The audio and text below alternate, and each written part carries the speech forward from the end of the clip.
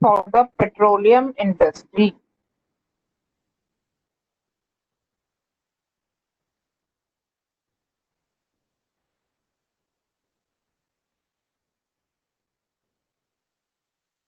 Hello, I'll request all the participants to mute themselves so that you can hear sir more clearly.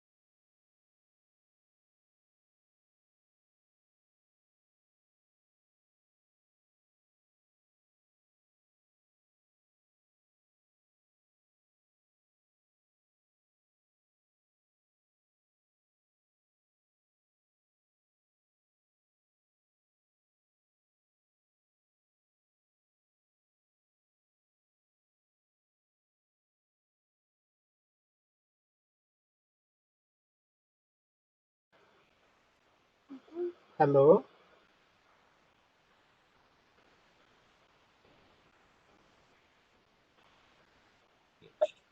Hello.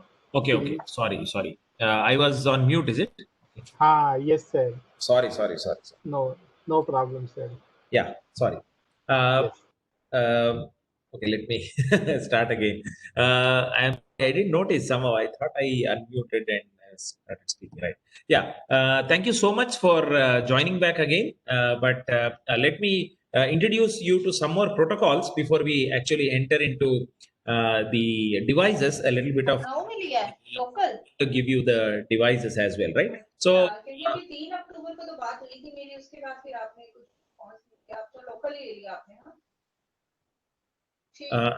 I request the participants to be on mute, please. Kindly, because disturbance. It is very difficult to actually speak while somebody else is also speaking, right? So, yeah. All of you kindly mute except sir. Yeah, Please, this is a please, problem sir. with Yes. Google, this thing, WebEx, right? Because you can't control.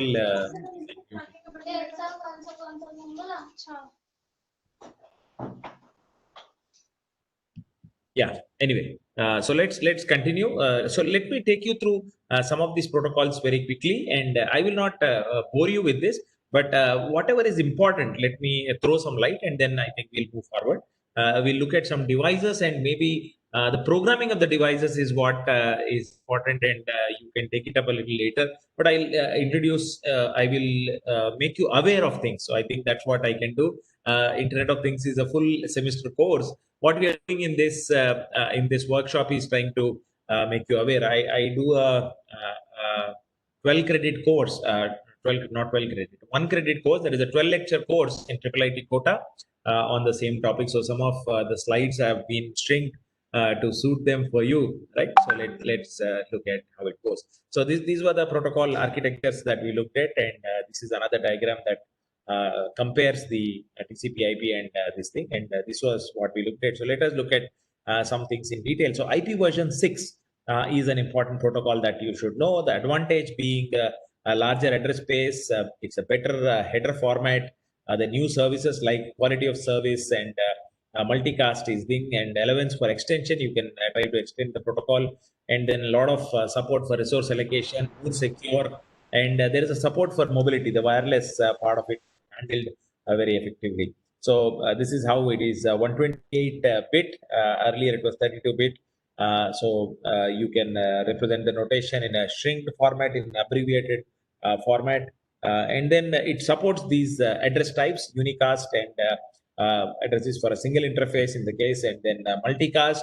You have one to many and anycast, one to nearest. So allocated from the unicast address space, anyone.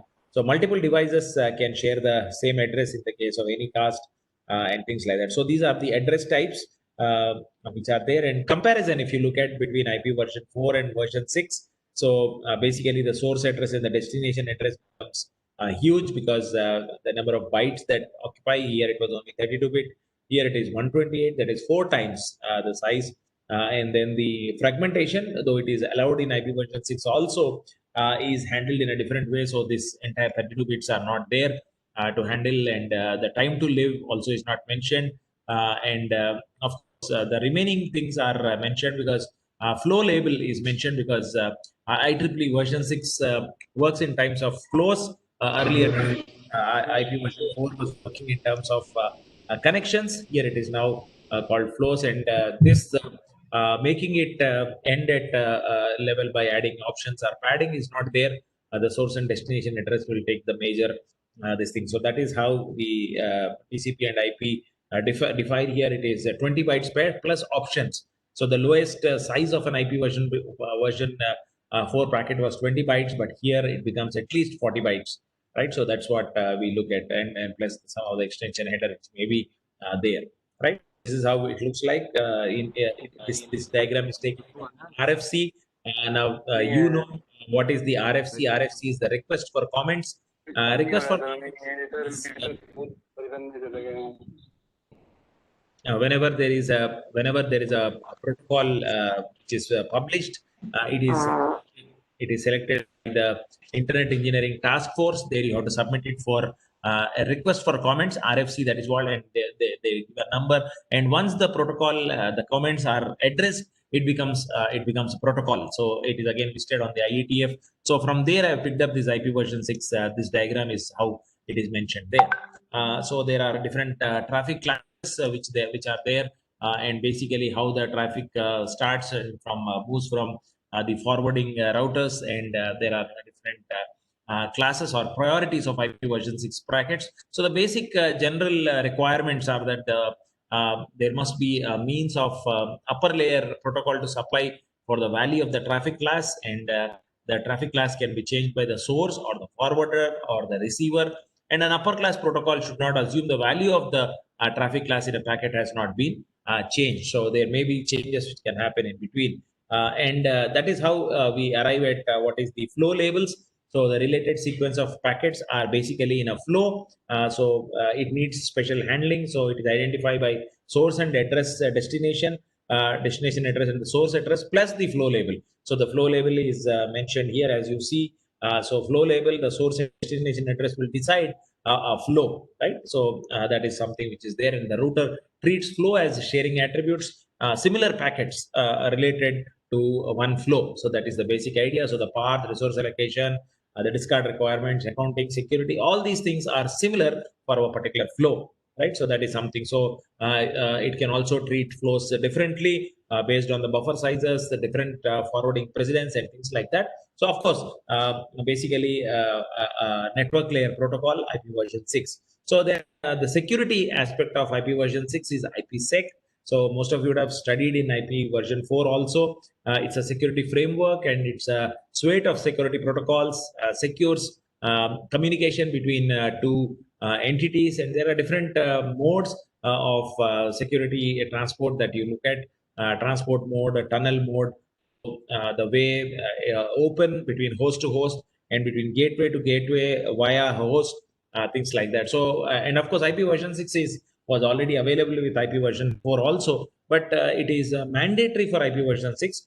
In IP version 4, it came as an extension, so hence it was not a mandatory, it was optional, but for IP version 6, it comes inbuilt into the protocol and applicable to use over LANs across public, private WANs and the internet. So IP version 6. So the what happens is along with the system, the IPsec header also gets added, and the payload is secured. So wherever it goes, then you can see that once it reaches the endpoint, there the IPsec networking device with the IPsec is receiving it, and then the secure data is transmitted. So that is how in a public network the data is very much made secure by IPsec, right? The authentication, confidentiality, key management, strong and security for external traffic which is outside moving on any sense. It is made secure.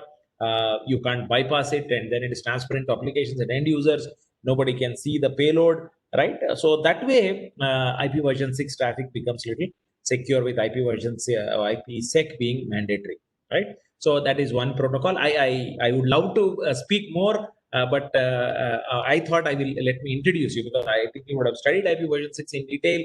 Hence, I'm quicking. So let me go to 6LoWPAN. 6LoWPAN, the number 6 stands for IP version 6, and it is over low power. The LO stands for low power, right? LO stands for low power, W stands for wireless, and PAN stands for personal area network, right? So that is something that you can look at, the wireless power personal area network, right? So basically, it's an adaptation layer allowing to transport the IP version 6 packets over 802.15.4 links. Maybe I'll show you one slide of what is 802 family, right?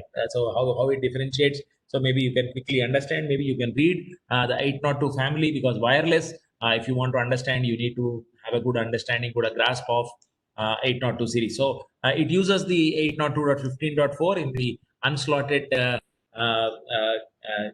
CSMA and CA mode, and it is depending on the 2003, and there are other versions to 2008 and all, 802.15.4. It allows fragmentation and reassemble of IP version 6 packets. 6LoWPAN enables the fragmentation part. IP version 6 fragmentation you have studied in detail. IP version 6 also allows, but the fragmentation and assembly is handled by 6LoWPAN. The compression of IP version 6 and the ICMP or EP headers is also handled by 6LoWPAN.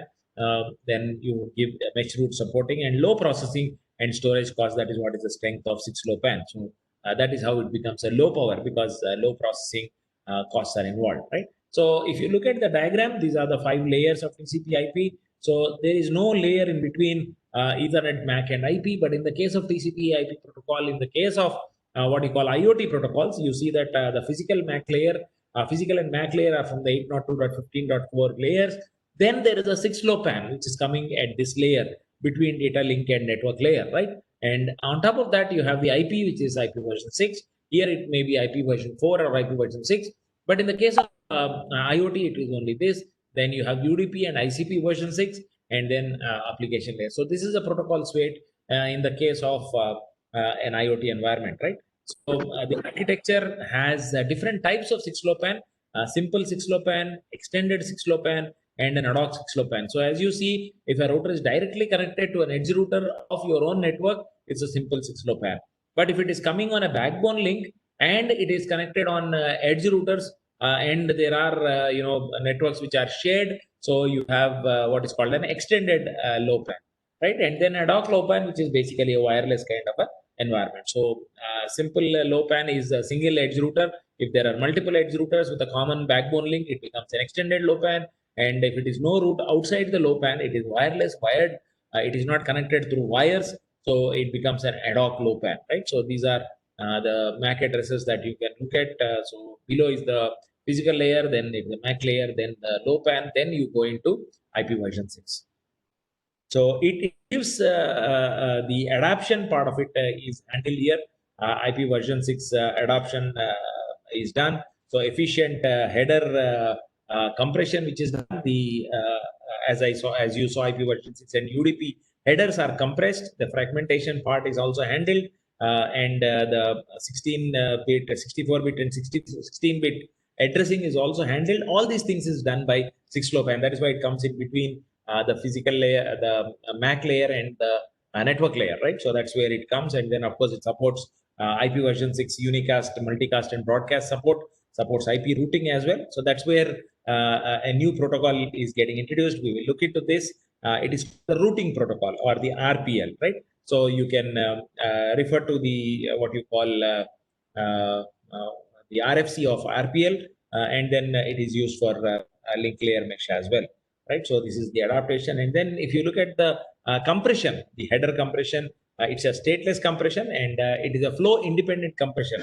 So the flows are there, and there is an this thing, and usually the header is something like this, where the version is always 6 because it is IP version 6, and traffic class and flow label here are 0 because we're trying to do that, and payload length always derived from the L2 header, and the source and destination can be omitted or compressed depending on the context of the transmission. As the flow is same, mostly the source and destination addresses may be same. So that's where you can have a kind of this thing which you can avoid in successive packets which can be there. So that is what is the header compression. Then there is an address compression. IP version 6 addresses are compressed.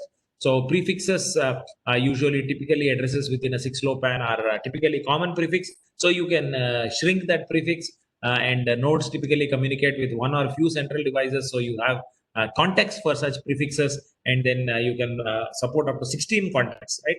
And then an interface ID can be get it from the level 2 address using auto configuration, and you can omit it when the identifier can be derived. So this is how a prefix and identifier, so all those bits can be shrinked, so you can reduce the address compression. And when you set up, so basically when you want the 6-LoWPAN to start, first you have to set up the link layer network connectivity, which is called the commissioning. Then the network layer address configuration is done. Then the discovery of neighbors. The neighbor discovery is a very important aspect. So if you are doing some studies in 6-LoWPAN, you will have to work on a neighbor discovery. We will discuss about it a little later. And then the registrations, which is done using bootstrapping. Then root algorithm sets up the path. So that is what is the root initialization. And then continuously you have to maintain it. So this is how 6-LoWPAN can be set up and the operation. The main important task of 6-LoWPAN will be neighbor discovery. So it defines the interface between the neighbors. So neighbor solicitation and neighbor acknowledgement is done because if you want to set up a network, so what is happening, who is your neighbors, and then whether you talk to the neighbor and the neighbor sends an acknowledgement, all these things, and then you find the routers, find out the route. So you do the route solicitation, advertise the routes, and then find out the shortest route, and then make the transmission. So these are all things which are there. Similarly, address resolution is done using neighbor solicitation and neighbor acknowledgement, duplicate addresses, the unreachability detection. All these things are handled by the neighbor discovery functionality. So that is very important. So a standard neighbor discovery for IP version 6 is not appropriate for 6-LoWPAN, and hence for 6-LoWPAN, it assumes certain things, that there's the single link for an IP version 6 subnet prefix, and assumes that nodes are always on. And some of these assumptions are made for the case of 6-LoWPAN. The 6-LoWPAN neighbor discovery provides an appropriate link and a subnet model for low power wireless. So that is where the 6-LoWPAN functionality fits into this neighbor discovery functionality for 6-LoWPAN, right? So node registration and confirmation, duplicate detection, all these things are handled in a slightly different way in the case of 6-LoWPAN. So you have this host and the router. So router solicitation and router advertisement, then neighbor solicitation, neighbor advertisement, and so for address resolution and duplicate address detection, all these things are handled by neighbor discovery functionality. So maybe you can go into more details by understanding the 6-LoWPAN. RFCs are there. You can download it from IETF and look at, and then of course the book I talked about, the book by Stallings will also discuss 6-LoWPAN, right? And in fact, 6-LoWPAN textbooks are also there. You can try to look at that. But the next protocol is an RPL protocol. It is a little closer to my heart because we did some work on RPL protocols, because we tried to look at what were called cross-layer attacks, because my interest, as initially was mentioned when I was introduced, my interest is on security and forensics. So when I was working on security and forensics, we tried to look at the common attacks when you would have seen the what is called the security, privacy, and IoT. You would have seen a term called cross-layer attacks. So I went and I went after it for cross-layer attacks and tried to look into all the literature. So there was no paper on cross-layer attacks in IoT. So obviously, as I knew that WSN and MANETs may have, so I tried to search there. So there are some ideas. Unfortunately, one of my MTech student was also working during her MTech. One PhD student, she worked on some aspects in on cross-layer attacks in wireless sensor networks and mobile networks. So then I tried to build that model and bring it to IoT, but we need to simulate it and check it somewhere. So we tried various simulators, NS2, NS3, and so on, and Quantiki also we tried, but then at that time it was not possible. But fortunately, we got what is called NetSim, and NetSim gave a functionality, and we could explore the RPL, because the RPL functionality was readily available in NetSim. So we did that, and then we could actually set up a cross-layer attack on RPL, cross-layer attack, is an attack which is created at one layer and the effect is felt at another layer. So you do manipulation of the rank and the network layers in the routing protocol. The effect is felt on the application layer at either on a COP application or something. So that is how we could do that. So the low power and lossy networks basically consist of largely constrained nodes. So basically this routing protocol will help and useful in a wide range of lossy network applications. The RPL separates the packet processing and the forwarding from the routing optimization objective. So this is a very important aspect. All these things are done combinedly in the case of normal IP version 4.6 protocol, but RPL functionality here, as you see, it separates the packet processing and the forwarding from the routing optimization. So that is how it is. So it specifies the IP version 6 routing protocol for LLNs. That is what is called RPL. So RPL stands for routing protocol for lossy and low power networks. So the L stands for LLNs, right? So LLNs again stands for low power and lossy network. So this RPL protocol, basically it uses what is called destination oriented directed acyclic graphs, DODAGs. So traffic either moves in the both the directions up or down in the case of DODAG. So DODAG has different kinds of properties. Many to one, then it is upward. One to many, it is downward. Point to point, it is both upwards and downwards. And DODAGs are disjoint. They have properties like reliability, latency, no properties whether they are powered or not. Basically RPL has an optimization objective, and different optimization objectives can coexist. So that is what is the idea here. So what we do is there are 4 values to maintain an RPL topology. So we use the RPL instance ID, the DODAG ID. The RPL instance ID is the instance of the RPL. So you have an instance ID for that. DODAG is created. The DODAG ID is also there. So through then the DODAG version number and finally the rank. So rank is basically what is used to find out what is the closest path. So rank can be manipulated. A malicious node can advertise a different rank, right? So these things can happen. So there are some control messages called DIO and DIS and DAO. DAG, the directed acyclic graph information object, is a DIO. It carries a node to discover. Again, it is a neighbor discovery kind of thing is done here. An RPL instance, learn its configuration parameters and find out its DODAG. DODAG is directed acyclic graph upward or downward. So it finds out the parents. You can find out using a DIO. And then DIS is where you ask, it solicits a DODAG information object from RPL. So DIO is requested. So that is how you request it using a DIS. So destination advertisement object. So DIO propagates its destination information along the. So DIO is sent. So DIS is sent. DIO.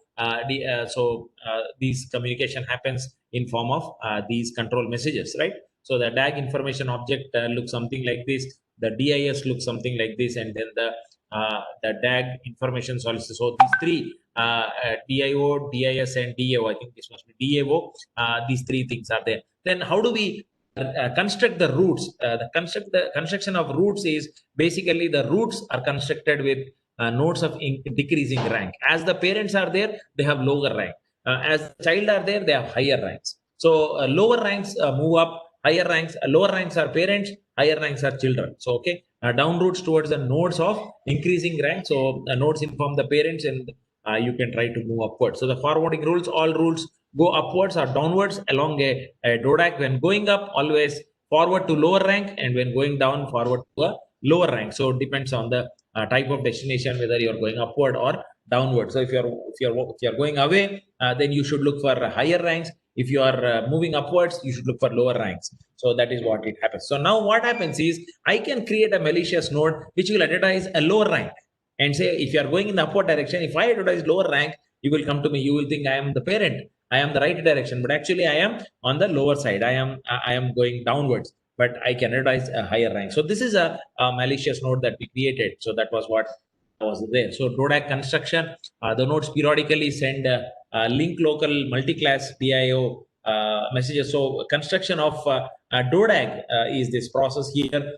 So how it is done. Anyway, please look into that. Lastly, or two more protocols that I would quickly introduce before we go into the devices are COAP protocol. That is a constraint application protocol. It is almost similar to your what is called the hypertext transfer protocol, HTTP protocol. It is also an application layer protocol, but there are some applications here because of the because it is going to handle what is called the constraint. That is what it is. It's an application protocol like HTTP, but it handles the constrained machines, right? So that is what it is. Of course, it uses the REST APIs, REST architecture. Most of you know what is a REST API, representational state transfer, REST architecture, and then simple proxy and caching capabilities, asynchronous transaction support, low header overhead. So that is what helps in constraint application protocol. The uniform resource information and content type support is there. UDP binding is also there. Reliable unicast is there, and resource discovery is also there. So what does a COAP do in a similar sense like a constrained environment? So there are some clients here, so which are here mentioned, and then you have the HTTP, which usually does normal transfer, but COAP is for constrained devices or low power devices. So most of them, both the HTTP and COAP are similar in nature.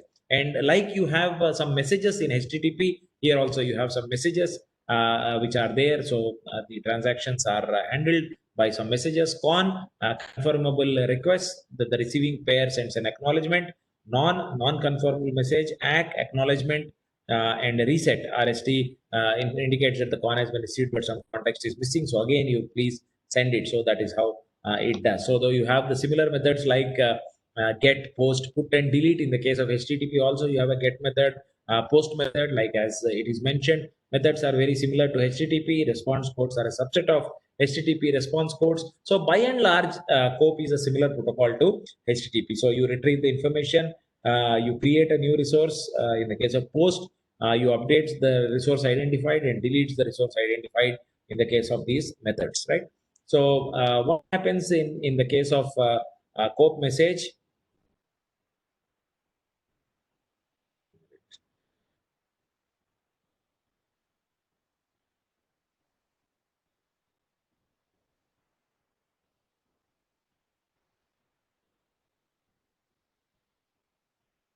The COAP messaging basics, these things come. Yeah, basically the transport message that is there. So as you see, it in the case of transport is mainly not TCP protocol that is used, but UDP protocol, and in TCP IP. So this is the basic thing. So the messages with the 4-byte header is containing the message ID, and the reliable exchange is done through acknowledgement and reset messages that we have already discussed. The unreliable exchange is through non-conformal messages, that is the non, and the duplicate detection for both the conformal and non-conformal messages is done through the message ID, right? So this is the how the messaging is followed. So this is the con and ACK that is there. So between a client and server, so the message ID is this. You send a confirmation, and then if it is received, an acknowledgement is sent, or otherwise a non-confirmation is sent, and then if it is not done, then a reset can be done, right? So that is how the communication between request and response is done, right? So a synchronous transaction, this is the left side, is synchronous transaction, and asynchronous transaction is the middle, though. So there may be some time which can be there, and after that it is generated. And orphan transactions where there is no, so this is lost, and hence there is a reset which is sent. So these are the kind of message responses that are there. So the message looks something like this. This is also taken from the TCP/IP, what's called the RFC of the COAP, and then you can look at that various headers which is mentioned, token length, message ID, and the token. If any of their token bytes are mentioned, the payload is mentioned towards the end. So these are the option response matching token. That's what is the token which is called, right? So lastly, we will see what is called the MQTT, message queue telemetry transport protocol, and this protocol helps in a kind of a reader write kind of a or a producer consumer kind of a problem. It is a lightweight message queuing and transportation protocol. MQTT stands for telemetry transport. So basically there's a queue, and if the memory and resources are full, there is a queuing mechanism. So it is suitable for transport of telemetry data, that is sensor and actor data or actuator data. So let a lot of asynchronous communication happens. Always the receiver and sender are not ready to receive, so there must be a queuing mechanism. So MQTT facilitates that. So there is a lower overhead for low network bandwidth application. So it uses what is called the reader writer or consumer producer or the publish subscribe model. It's called the PubSub model, and this runs on a TCP/IP mode, right? So it's a small footprint, quality of service. At most once or at least once or exactly once this kind of options can be given, and periodically you can keep alive messages availability in multiple languages. Security is given through the SSL and the TLS. The MQTT is also available for sensor network, which works on non-TCP/IP networks, also using ZigBee. And of course, you can also do it over webcast. Basically, what is the idea is something like this. There are some publishers, and then there are some subscribers, there are some messages in between, and there's a broker which actually acts like a post box, right? Here you can publish and store it here, and there are people who read. So it is like people, the messages are delivered to the subscribers, or it is like a bookstore where some things you publish and keep it in the bookstore. People come and buy those content and receive it, right? So that's a kind of a mechanism which is used here in MQTT. So what you do, clients and servers, sessions, subscriptions, and topics. So what happens? An application is there. It is a client is there. It talks to these sensors. It publishes because it's a client. So it publisher, and it can also subscribe as well. So it creates an MQTT session which is actually flowing over a TCP/IP connection, and then there is a client here who is having a client subscription. So the MQTT server, which is a broker, and there are different topics, and the messages are stored according to these topics. And on the other side, the client, which is a subscriber and a publisher. So the client subscribe to topic to publish and receive messages. Either they will add the messages or receive the messages. And there's a server who keeps all these topics, and he receives the messages and forwards these to interesting clients. So this is a kind of message passing kind of an interface that you can look at. So topics are treated in a hierarchy of UTF strings. They are basically different topics in which the messages can be stored, or they are different types of address box you can talk about, right? And sessions actually identify attachment of a client to the server. So that is one session. All communications take through in the form of session. So subscription is basically a subscription logically attaches a client to the topic. You're understanding, right? So some two individuals are wanting to communicate and receive information. So I send messages in a publish model, and if I want to read the information, I have to subscribe.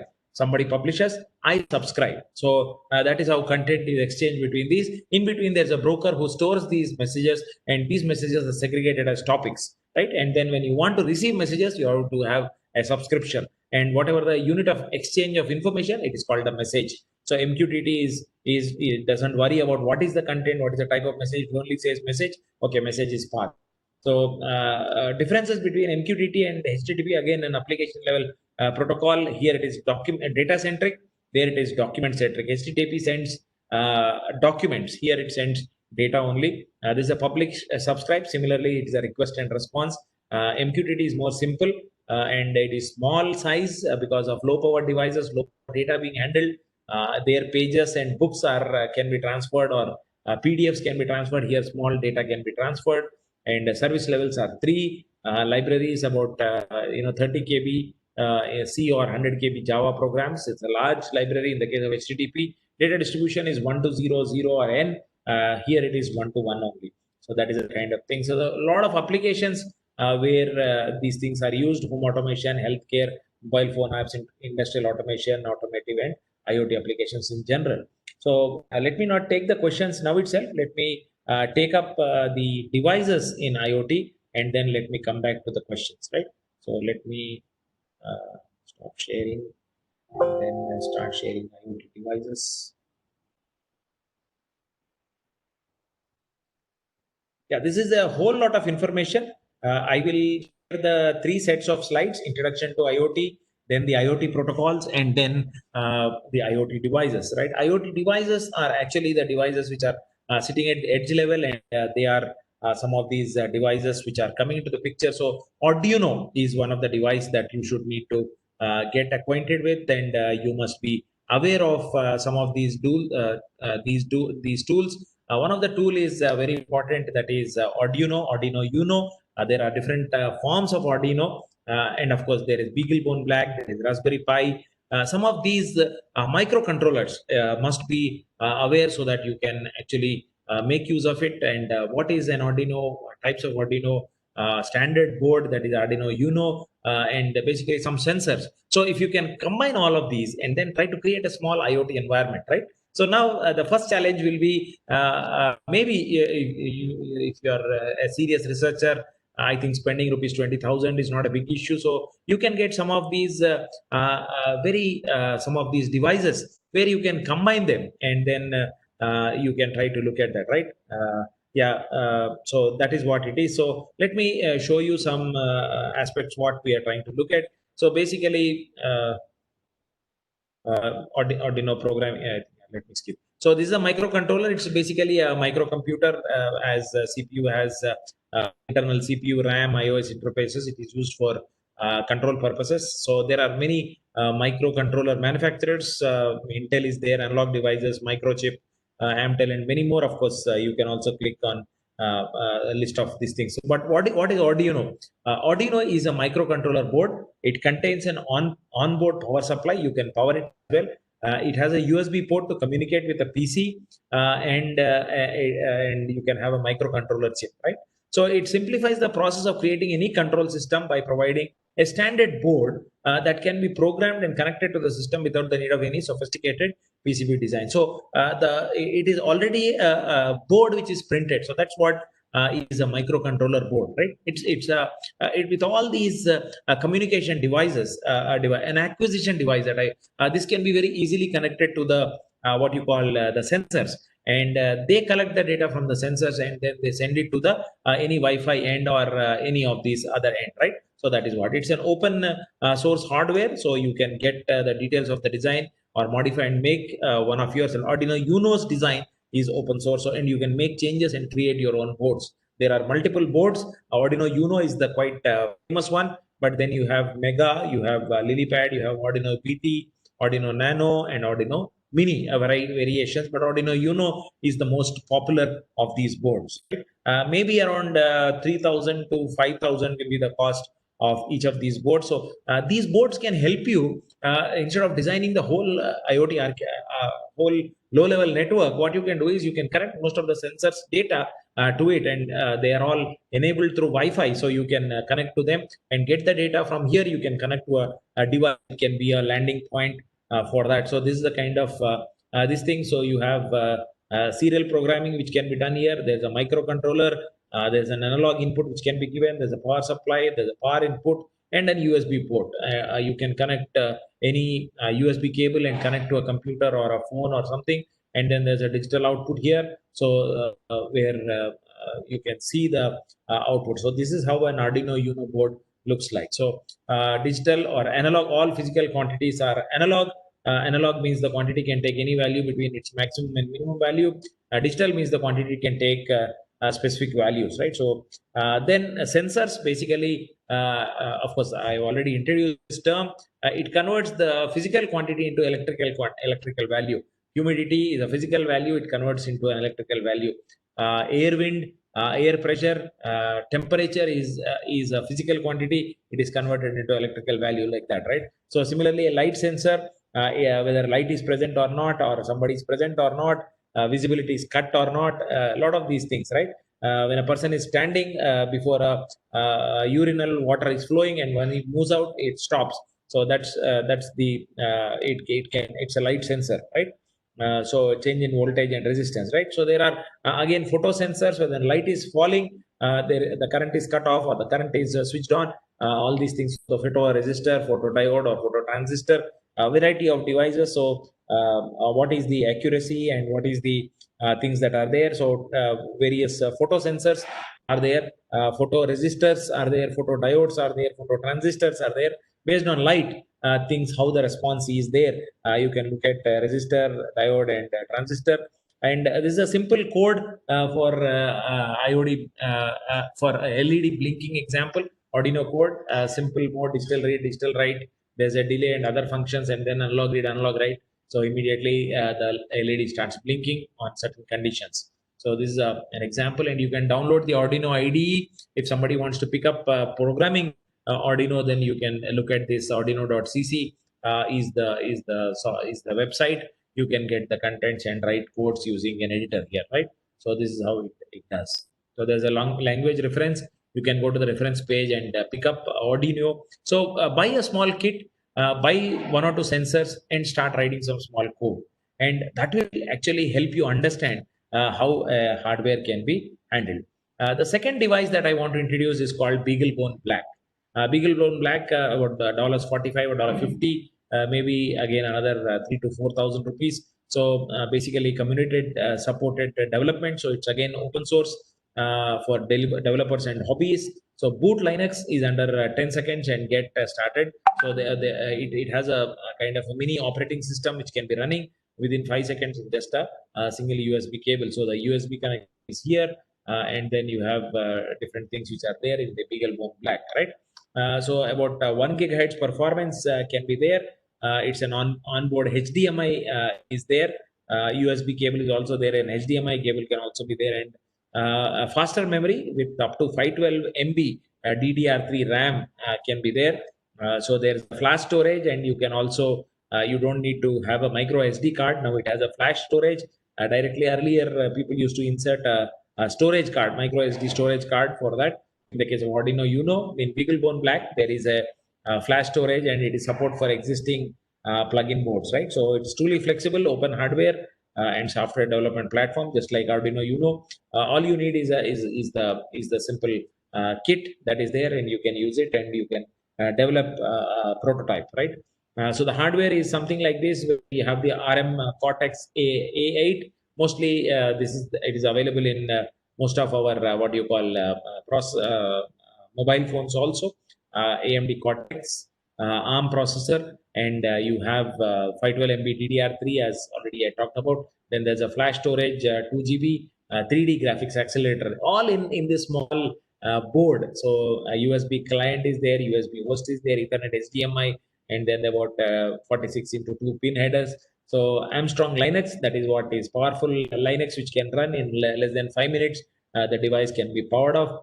You can do a Cloud9 IDE is available with Node.js, the programming language. So you can do that. Android OS can also be installed. So this is the kind of hardware that BeagleBone Black is. So if you look at there is a serial debugger here. Then the USB host, as you have already seen, there's a micro HDMI, that is the what is called the Android pin that you look at. You have a space where you can insert the micro USB, and there's a RAM, that is 512 DDR3. There's a boot button where you can start and stop. There are expansion headers to interface more devices. You can have more serial to parallel and variety of these things. And timers can be there. You have the ARM Cortex processor, ARM processor, which is there. Okay, it provides an advanced user interface. Then you have 2 GB onboard storage that is using the this is the Cortex processor, but this is the 2 GB onboard storage, and then you have an USB client here, LEDs, and then you have a power button. This may be the power battery that is there. So this is a kind of BeagleBone Black, the second device that I wanted to introduce you. And there are many software options. So you can have FreeBSD, Windows, embedded Windows, or Linux, which can run, and then different flavors, that is Armstrong or Ubuntu or Android or Fedora. Variety of these things can be used. And the programming languages, C, C++, Python, Java, Ruby, many of them can be used. At the same time, the environment libraries are OpenCV, Cube, libav, Boost, and a variety of things. OpenCV, so you can run it on a simple client, and you can do that. So that was BeagleBone Black. You can use Python. So Python GPIO with Python. So you can, most of these pins are readily available, and those pins can be interfaced using Python, and these functionality of all these tools can be, the interfacing can be done using Python. And you can also browse the Beagle board. So you can give an IP address, and then this is the default IP address for a BeagleBone Black. Once you are connecting to the once you are connected to the computer, you can access this site, and then you can see the contents of the BeagleBone. So you can just look at that, connect to this URL, and you can understand what are the contents of the BeagleBone plan, right? So the Bone script is also like the power of kind of Linux computer that you can look at. So you can try to create a 1 gigahertz Linux computer, Android like simplicity, that is there in Bone script. So you can write some simple codes, and you can make it function like that. So you can have JavaScript, HTML5, or Node.js. You can directly talk to the board, and then you can run the codes, and then you can write the Bone script that is there. So BeagleBone Black uses the Bone script is the scripting language, right? So that is what you can try to look at. And LED blinking is the coding that you can do, and then you can connect them, and then positive to pin 10 and negative to ground. So that is what is required. And once you do write a simple code like this, where you are saying the high and low and execute it. So obviously the lights go blinking on and off, right? So please look at that. So what are the advantages? It has a lot of features: built-in networking, remote access, timekeeping, multitasking, Linux software, USB. The size is very small. Community development is there. A lot of codes will be available. File system is also there. An Android or an operating system can be there. Timekeeping is also done. And then you see so many options of BeagleBone. So variety with camera, with weather, with different kinds of combinations you can create along with that for BeagleBone. And BeagleBone, then BeagleBone XM, BeagleBone Black. So BeagleBone Black is the most advanced generation that I was talking about. 512 MB DDR and onboard HDMI, USB, and Ethernet HDMI interfaces. The earlier ones had only L2 cache or DDR2 or less DDR2. So the BeagleBoard was more advanced than BeagleBoard, but then later BeagleBone came, and BeagleBone Black is more advanced than that. So as you see, the power and other things. So obviously, BeagleBone Black is the best one. And the last device that I want to introduce to you is the Raspberry Pi. Raspberry Pi features and applications. So Raspberry Pi is a credit card sized computer. It can be plugged into your TV and a keyboard. It can be used for many of the things that your average desktop does: spreadsheets, word processing, games. It also plays high definition video. So Raspberry Pi is a very advanced kind of IoT device which you can do it. So laptop or PC, if you compare, the processor is like Intel 2.2 gigahertz dual core, but Raspberry Pi will be 700 megahertz single core ARM processor 11. RAM is 6 GB. Here RAM is 512 MB. So it is a small sized computer. That's what you can look at. Intel hard disk graphics card is Intel HD 3000. There you have a dual core video core version 4. Ethernet is yes. USB 2.0 is yes. In both the cases, here it is VGMA, HDMA. There it is composite RCA, HDMI. Audio output is there. In both the cases, storage here it is 500 GB. There you have a 32 GB SD card, and Linux or Windows can be there on a PC, but on Raspberry Pi only Linux. Dimensions are 14-inch. Here it is only 8.6 by 5.4. So it will be very small chip kind of thing, motherboard kind of thing. So that is what is this. So the size is less than a lap, almost like a mobile phone, right? The same size, a little less than that. The Raspberry Pi is a full-featured microcomputer squashed into a circuit board measuring 9 centimeter by 5.5 centimeters, mostly a high-end phone size. That is what it is as far as this. And it's an ultra low-cost model, about $25. So that will be $25 will be like some 2,000 rupees, I think, a little more than that, right? Around 2,000 rupees.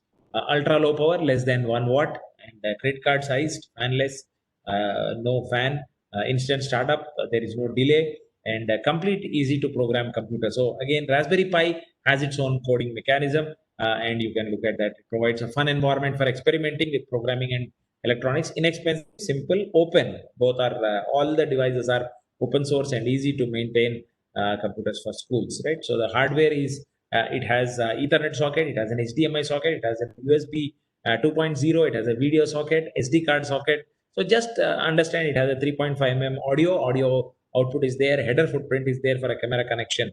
So all these are there in the hardware. So this is how a Raspberry Pi device looks like. The GPIO headers, the DSI connector, the SD card slot, the micro USB power slot, Broadcom ARM processor is there, right? The HDMI out, the camera connector, the Ethernet out, which is there, and the audio out is here, and then there is a USB 2.0 out, HDMI and USB 2.0. So all these devices are there, and then it can run on Fedora or Raspbian. Raspbian is the operating system specifically for Raspberry Pi. Debian Linux also can run, or you have Arch Linux for the ARM processors. Arch Linux can also be run on a bootable SD card, so you can run an operating system too. Programming it by default, Raspberry Pi supports Python as an educational language, but any language which will compile for ARM version 6 can be used with the Raspberry Pi, because processor is there, so anything runs on ARM, any language you can use it, right? So some applications, let me quickly give you an exciting aspect. So these are some of the devices like body area networks. You have a body temperature sensor, the SpO2, you must be using it now, because if you want to check the oxygen levels, you use what is called the oxygen and blood sensor. So SpO2 is measured. You have a small device which can plug onto your thumb, and it gives you the SpO2 values. If it goes less than 90, then it is COVID, and then respiratory problems will happen. So you have to do that. So, and then the patient position sensor and accelerometer. These days you have the Fitbit, then how many runs you have and all, those are there. Airflow sensor for the breathing. The ECG sensors are there. They can be placed on these things. If you have done any scanning was done, or any ECG was done on you, you will know. They will apply a cream and place these devices, and then they can sense that the e-health sensor is shield for Arduino and Raspberry Pi. And then you also can have galvanic skin response sensor, GSR, for sweating in case for some people. So, and then they all can be interfaced with the computer, right? So this is how a device will look like. So there's a small acquisition device, and all of these can be connected, and they all can read values and send it from the body. You can have that. And this is a small application which was created, a solar powered cycle. You can think of this is the solar panel here. Below that, these are the batteries which get charged because of the solar, and then a small interface has been created, one of them, and then fitted here. So these gets charged by sunlight, and then you can use the charge for kind of an electric cycle, right? So that is what it is. So it's very simple application that you can try to develop. And then these are challenges which are there, and it will be powered. It will just be powered, and the charge can be stored, and then it can be used to use it, right? So you can make your old TV into a smart TV. You can play videos, 3D games, browse the internet, and much more on a very old TV if you have one, using Raspberry Pi. It can act as a full HD 1080p multimedia player because of the powerful graphics processors. It can it's a mini computer. It costs around 2,300 rupees. That's roughly 2,000 to 2,500 is the cost of a Raspberry Pi. You can connect a monitor, keyboard, and mouse and use it. That small chip you can actually type and see it on a monitor, right? You can do that, right? So that's something which you can look at. It does not have a hard disk, so you'll have to use SD card, and RAM is a POP package on top of the SoC. It's not removable. There's a real-time clock is there, but you can add yourself with the GPIO pins, and you can interface the input. So the Raspberry Pi 2020, right? It has 8 cores, improved GPU, 8 GB main memory, Wi-Fi, camera, and all these things are added. So it acts like that, and it is around $25, that is roughly 2,000 rupees. So I think I've come to the end. If there are any questions, I will share the slides. Please don't worry.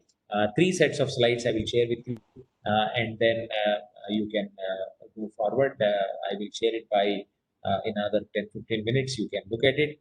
If you have any questions, I'll be very happy to answer. I was very much excited to see a lot of PhD holders attending. Maybe they were from the agricultural side, and also maybe wanting to learn more. After my PhD, also I picked up a lot of these content.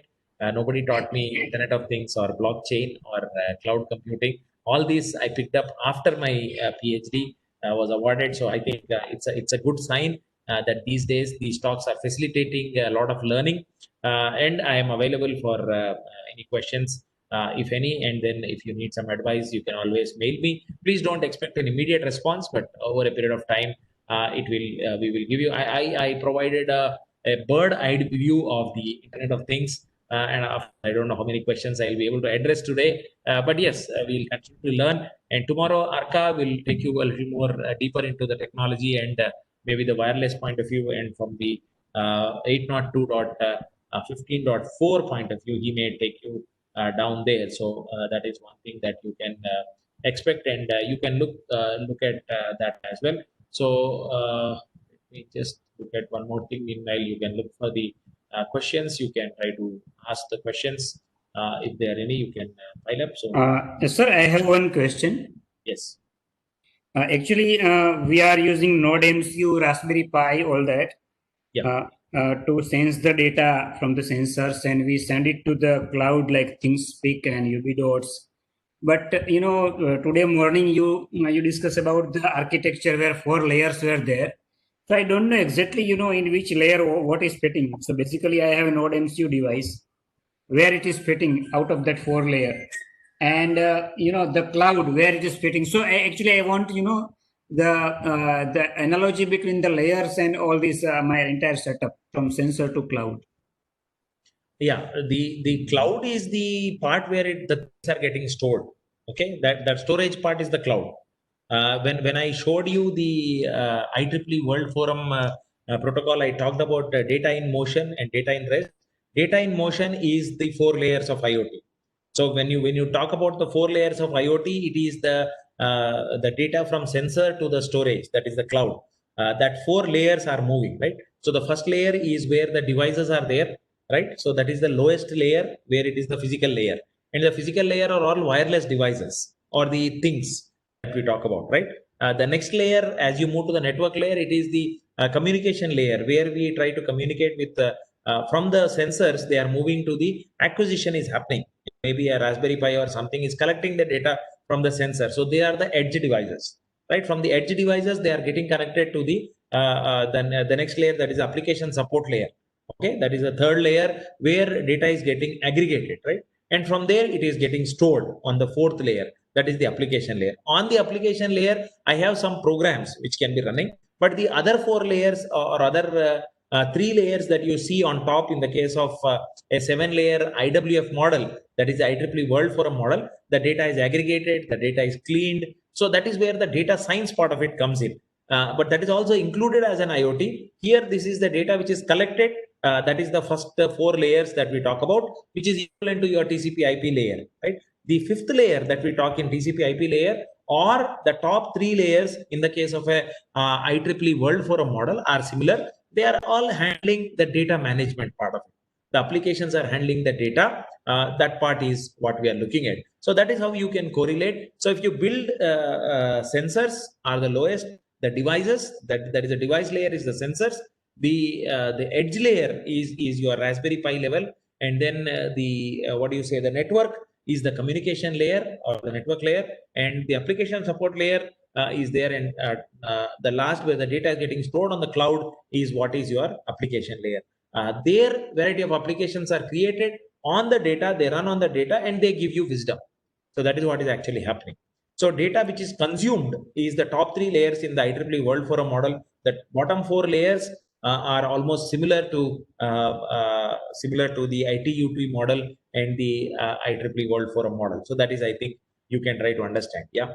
Okay, Protocols are also used, are also mentioned in the diagram which I have shared. So if you can look at that 802.15.4, then you have the 6LoWPAN, then the RPL, then the IP version 6, and then on top of that you have COPE and MQTT, or sometimes ZigBee. So there are a variety of things in which you can try to do it. So please don't rush into it. Slowly try to understand how these various protocols can fit into my protocol stack.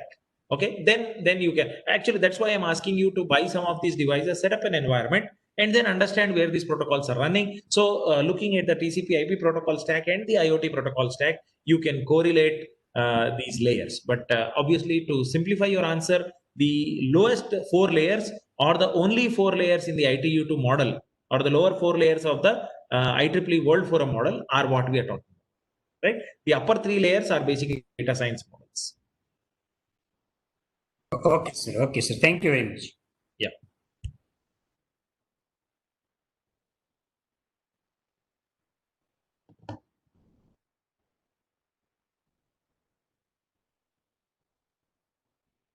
see the chat.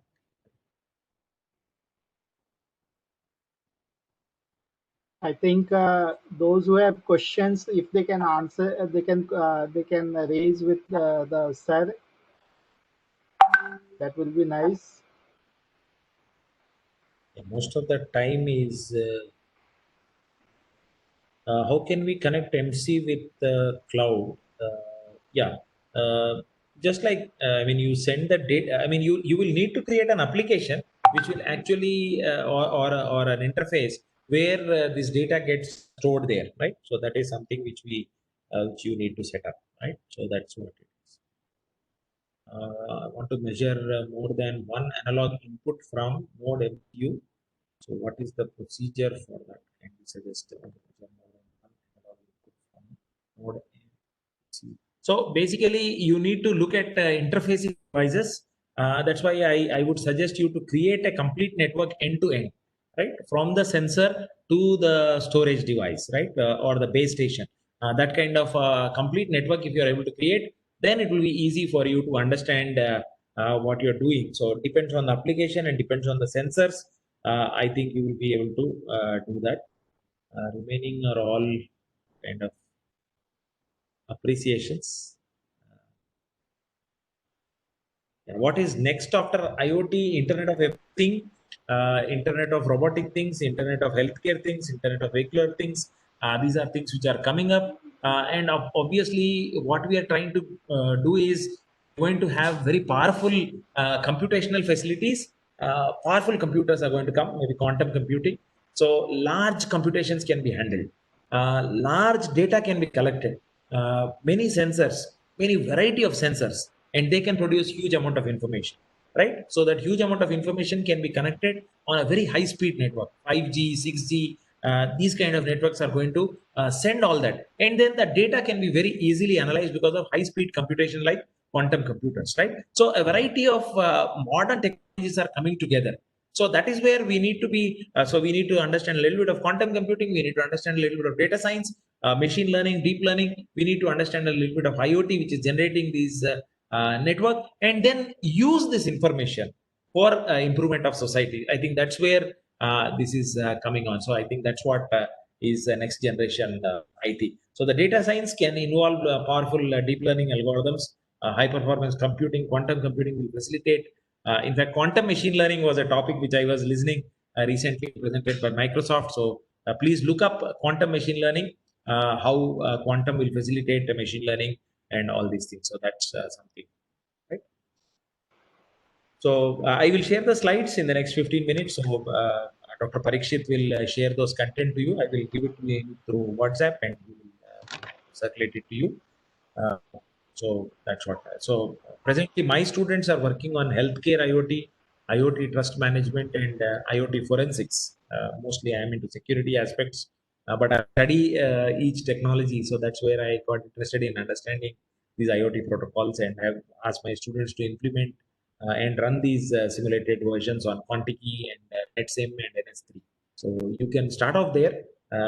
Quantiky and MATLAB also help. So a lot of codes are available. So you can try to look at them, and the sensors are available, and maybe you can get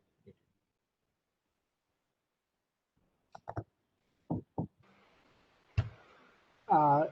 That is a lot of appreciations there, not few.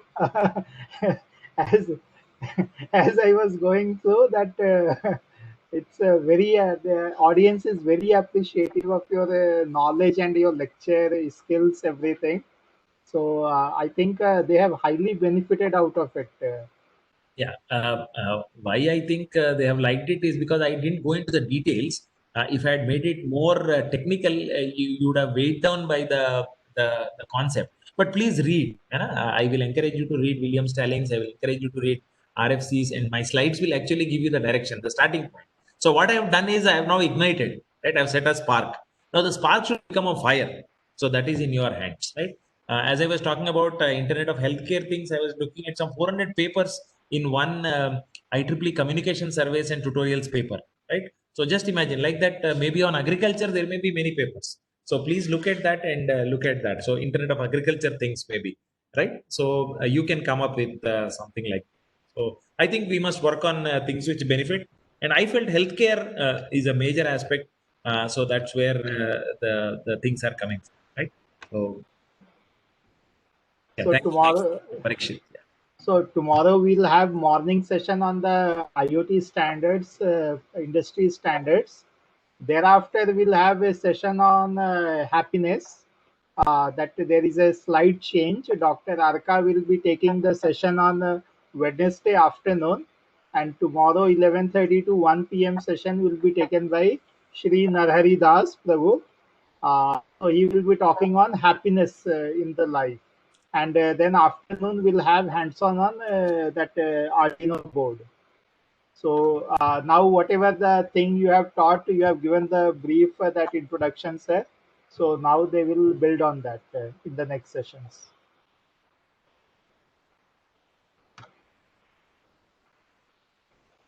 So I thank you that I think this is a marathon session that almost in morning sir had to rush to another meeting. So in morning he on my personal request he came to our inaugural ceremony also.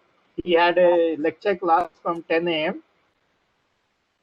Then also he came to inaugural session, and very thank you for all the support, sir, from Triple IT Kota. You are part of us. You know that. uh,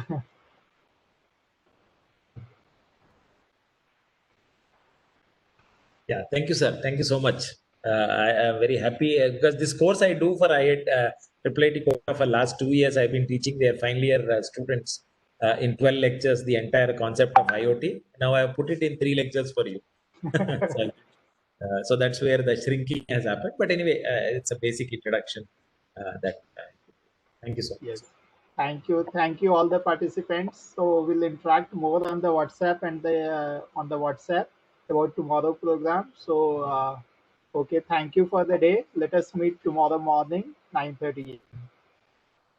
Thank you, everyone. Thank you, sir. Thank you. Thank